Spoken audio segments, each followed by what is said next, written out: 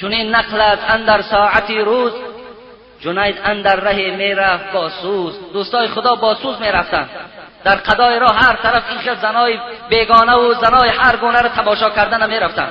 هر خانه در مثل گاوی بیشاخبن نمی در آمدن، در راه ها سوخته سوخته میرفتن، در فکر خدا بودن.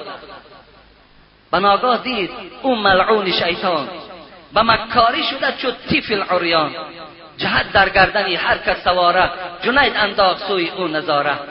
نگاه کرد، شیطان هم میشناختن، آدی شیطان دیگر شناخته نمیشود. اونا شیطان هم میشناختن. دید که شیطان خودش را به منزله کودک کرده است و کودک چهل است. هر یک آدم کودک که بیند حتمی یک سری و یک دستمال میکند، یک دوستداری میکند. شیطان میدانست که خودش به کی مبدل کند و هر یک شخص می آمد این طفل می برداشت، میدانست که این شیطان است. بوسه میزد، به او پیسه میداد، به او غذا میداد.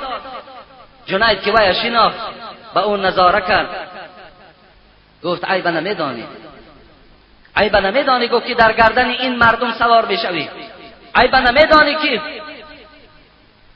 این مردم با تو اینقدر معامله خوب دارن، عیب نمیدانی گفت، از خدا نمیترسی. لیکن ابلیس چی جواب گفت؟ جواب ابلیس رو ببینه، بسیار جواب قابل قبول به جنید گفتن. جواب گفتن که جنید دیگر عاجز آمدن. بگفت ابلیس مردم نیست اینها، چو گاو و خرچران در روی دنیا.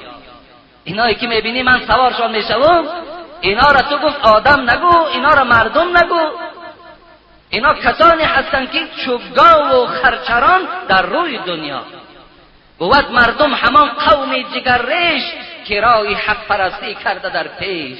آجا تو مردم گفت جنید تو هستی، هر یک دم میسوزی، هر یک دم در یاد خدایی، هر یک دم در فکر قیامتی. اینا پروای قیامت هم ندارن، پروای گور هم ندارن. بعضش آنقدر به انصاف است که زنده شدن در قبر باور ندارد، اگرچه نماز هم که خوانند.